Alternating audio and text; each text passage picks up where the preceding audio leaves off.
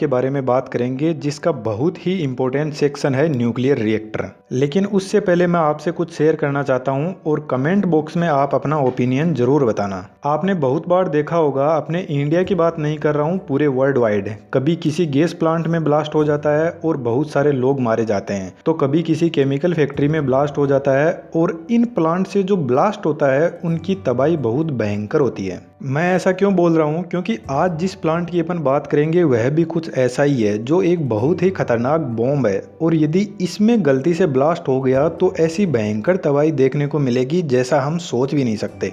पर इन सब के बीच में मुझे कहीं ना कहीं ऐसा लगता है कि यह जो प्लांट में ब्लास्ट होता है ना, इसको जानबूझकर करवाया जाता है, नेचुरली नहीं होता है अपने आप। क्योंकि आज के इस वीडियो को देखने के बाद में आपको रियलाइज होगा कि इन प्लांट्स की सिक्योरिटी कितनी खतरनाक होती है। Z+ नहीं, Z++++ सिक्योरिटी होती है इनमें। फिर इनमें ब्लास्ट कैसे हो जाता है? पॉसिबल ही नहीं है ब्लास्ट होना नेचुरल तरीके से तो। और वीडियो में मैं आपको एक चीज और बताऊंगा कि कैसे न्यूक्लियर प्लांट को एक न्यूक्लियर बॉम्ब में बदलना कोई बड़ा काम नहीं है। तो इस चीज का रिप्लाई आप पूरा वीडियो देखने के बाद में कमेंट बॉक्स में जरूर देना। देखिए, न्यूक्लियर पावर प्लांट में जो अलग चीज़ है उसके बारे में थोड़ा मैं आपको बता देता हूँ। जो थर्मल पावर स्टेशन होता है वहाँ पर कोयले को जलाया जाता है और फिर पानी को गर्म करके स्टीम बनाकर जनरेटर को घुमाया जाता है। थोड़ा और अच्छा समझने के लिए आप इस वीडियो को आराम से देख सकते हो। लेकिन न्यूक्लियर प्लांट में कोयला का यूज नहीं होता है, यहाँ पर कोयले की जगह यूरेनियम को यूज में लिया जाता है। और यह यूरेनियम सेम कोयले वाला ही काम करता है, पानी को गर्म करता है और स्टीम में कन्वर्ट करता है और जनरेटर को घुमाता है। पर यहाँ पर कोयले को जलाना और कंट्रोल करना आसान है, लेकिन यूरेनियम को कंट्रोल करना बहुत ही बड़ी टास्क है। और यूरेनियम को कंट्रोल करने के लिए न्यूक्लियर रिएक्टर होता है। जैसे कोयला फर्नेस में जलता है, उसी तरीके से यूरेनियम का फर्नेस न्यूक्लियर रिएक्टर ही होता है। यहाँ पर मैं आपको एक इंटरेस्टिंग फैक्ट बताता हूँ। 1 kg यूरेनियम 30 लाख kg कोल के बराबर होता है। अब अपन इस रिएक्टर को डिस्कवर करते हैं और अच्छे से समझते हैं। यह जो रिएक्टर के सेंटर का जो पोर्शन है, इसको बोलते हैं रिएक्टर की कोर, और इसी के अंदर यूरेनियम को रखा जाता है। यहाँ पर यूरेनियम के छोटे छोटे टुकड़े होते हैं। इन सब टुकड़ों को एक साथ में जोड़कर एक मेटल की ट्यूब के अंदर डालकर और फिर ऐसे बहुत सारे ट्यूब का एक बंडल बनाकर ऐसे रखा जाता है। यह जो मेटल की ट्यूब होती है, यह एल्यूमिनियम, स्टेनलेस स्टील और जिरकोनियम की होती है। तो यहाँ पर बहुत सारे यूरेनियम जिसको एज ए फ्यूल यूज में लिया जाता है, इसको इन ट्यूब के अंदर पैक करके रिएक्टर की कोर में रखा जाता है। इसके बाद में आता है मॉडरेटर, जिसका बहुत ही बड़ा इंपॉर्टेंट रोल होता है। इस मॉडरेटर को अच्छे से समझने के लिए हम थोड़ा सा यूरेनियम की प्रोसेस कैसे होती है उसको समझ लेते हैं। यहाँ पर यूरेनियम 235 को काम में लिया जाता है और यूरेनियम के जो बड़े बड़े एटम है वह छोटे एटम में टूटते हैं, और जब वह टूटते हैं तो इनसे बहुत ज़्यादा एनर्जी निकलती है। जैसे यह यूरेनियम का एक एटम है। अब यह नॉर्मल कंडीशन में तो स्टेबल रहेगा, लेकिन जैसे ही हम इसमें एक न्यूट्रॉन ऐड कर देंगे तो यह अनस्टेबल हो जाएगा और यह 2 न्यूक्ली में टूट जाएगा, और इसके साथ में निकलेंगे 3 न्यूट्रॉन और एनर्जी। अब यह जो 3 न्यूट्रॉन है ना, यह आगे 3 और एटम पर अटैक करेंगे और उनको तोड़ेंगे, तो उनसे भी ऐसे ही एनर्जी निकलेगी और न्यूट्रॉन निकलेंगे साथ में, और वह न्यूट्रॉन आगे और अटैक करते जाएंगे और इस तरीके से एक लंबी चेन बनती जाएगी। और इसी चेन रिएक्शन को हम बोलते हैं न्यूक्लियर फिजन।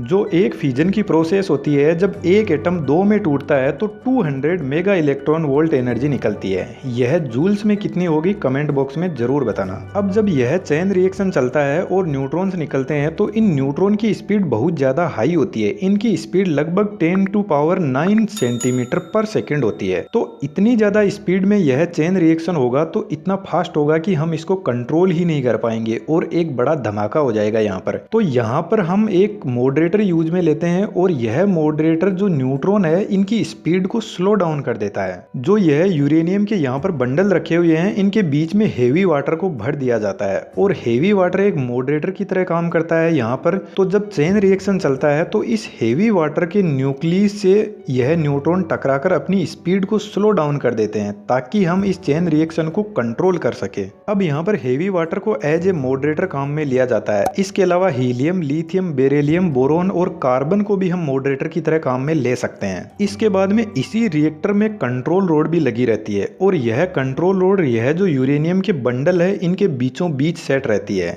इस कंट्रोल रोड का काम होता है जब कोई इमरजेंसी कंडीशन आ जाती है और पावर प्लांट को सडनली शट डाउन करना होता है तो हम कंट्रोल रोड की हेल्प से ऐसा कर सकते हैं। यह कंट्रोल रोड जब न्यूक्लियर फिजन की प्रोसेस चलती है तो कुछ न्यूट्रॉन यहाँ पर एक्स्ट्रा रह जाते हैं, तो जो यह एक्स्ट्रा न्यूट्रॉन है इनको यह रोड एब्जॉर्ब कर लेती है ताकि चेन रिएक्शन को हम कंट्रोल कर सके। और जब इमरजेंसी कंडीशन में पावर प्लांट को एकदम बंद करना होता है तो जो न्यूट्रॉन लगे हुए हैं आगे यूरेनियम के एटम्स को तोड़ने में, उन सबको यह रोड सक कर लेगी और चेन रिएक्शन को बंद कर देगी, तो हमारा पावर प्लांट वहीं पर शट डाउन हो जाएगा। यह कंट्रोल रोड बोरोन, कैडमियम और हाफनियम की बनी रहती है। अब इस यूरेनियम की प्रोसेस तो हो गई और रिएक्टर के अंदर बहुत सारी एनर्जी भी रिलीज हो रही है, पर फर्दर प्रोसेस क्या है, यह कैसे पानी गर्म करता है और स्टीम में कन्वर्ट करता है, इसको समझते हैं। जब इस रिएक्टर के कोर में फिजन की प्रोसेस चल रही होती है तो बहुत सारी एनर्जी भी निकल रही होती है यहाँ पर, तो हम एक कूलेंट को इस रिएक्टर के जो बंडल रखे हुए हैं यूरेनियम के वहां से पास करवाते हैं।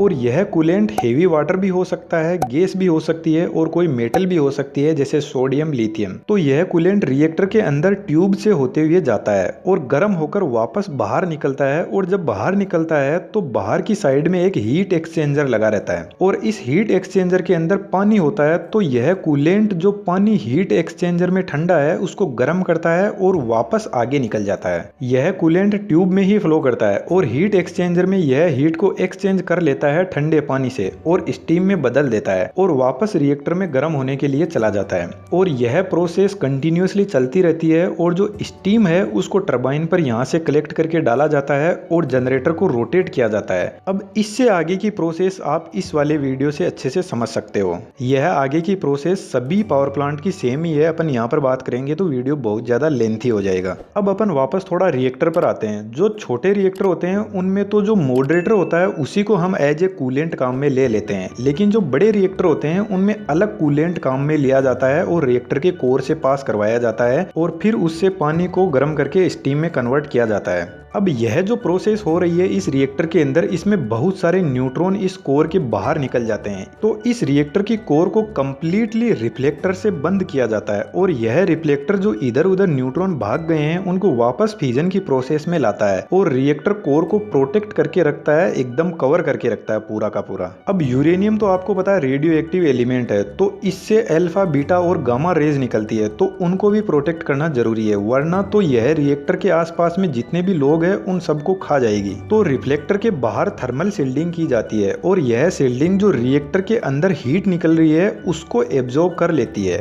इस थर्मल शील्डिंग में भी कूलेंट फ्लो होता है और जो रिएक्टर की एक्स्ट्रा हीट है उसको यहाँ से दूर करता है। अब इस थर्मल शील्डिंग के ऊपर भी एक और कवर लगा रहता है जिसको बोलते हैं रिएक्टर वेसल, और यह जो भी इतने अंदर के इक्विपमेंट थे उनको प्रोटेक्ट करके रहता है। यह एक स्ट्रॉन्ग वॉल होती है जिसमें कूलेंट इन और आउट के पॉइंट होते हैं और बाकी पूरा यह पैक रहता है। अब यह जो रिएक्टर वेसल वाली वाल है इसके बाहर भी एक वाल और होती है जिसका नाम है बायोलॉजिकल शील्डिंग। इस रिएक्टर में प्रॉब्लम यह आती है कि अल्फा और बीटा रेज को तो हम कंट्रोल कर लेते हैं आसानी से, लेकिन जो गामा रेज होती है उनके लिए कोई ऐसी दीवार नहीं जो उनको रोक सके। इसलिए यह बायोलॉजिकल शील्ड तैयार की जाती है जिसकी मोटाई लगभग 2 मीटर तक होती है, जो लेड, आयरन और कंक्रीट से बनी होती है और लेड गामा रेज को रोक लेती है। तो इतनी सारी लेयर चढ़ाने के बाद में यह जो न्यूक्लियर रिएक्टर है ये बाहर से इस टाइप का दिखता है, एकदम पैक्ड, अंदर क्या हो रहा है हमें कुछ नहीं पता। तो इस तरीके से लेयर पर लेयर चढ़ाकर इस न्यूक्लियर रिएक्टर को प्रोटेक्ट किया जाता है ताकि कहीं से भी कोई प्रॉब्लम ना हो जाए। इसके बाद में कंट्रोल रूम से जो न्यूक्लियर रिएक्टर है उसको पूरा कंट्रोल किया जाता है, उसकी पूरी एक्टिविटी को रिकॉर्ड किया जाता है, क्या टेम्परेचर है, यह कैसे काम कर रहा है, इसका बिहेवियर कैसा है, यह सब कुछ ट्रैक किया जाता है। अब इतना सब होने के बाद में आप ही बताओ कि क्या पॉसिबल है कि इस न्यूक्लियर रिएक्टर के अंदर कोई ब्लास्ट हो जाए? नॉर्मल कंडीशन में तो पॉसिबल नहीं है, कमेंट में जरूर बताना। और इसी तरह की सिक्योरिटी हर जो भी कोई प्लांट होता है, चाहे गैस प्लांट हो या कोई केमिकल प्लांट हो, वहां पर प्रोटेक्शन होती है क्योंकि इनकी सिक्योरिटी का पूरा ख्याल रखा जाता है। ब्लास्ट हो गया तो बहुत ज्यादा नुकसान हो सकता है। तो यार यह कैसे ब्लास्ट हो जाते हैं, मेरी समझ से तो बाहर है, आपको पता हो तो कमेंट में जरूर बताना। और यदि कोई चाहता है कि मुझे तो इस न्यूक्लियर रिएक्टर में धमाका करवाना है तो बस सिंपल सा काम करना है, कंट्रोल रोड को निकाल लो,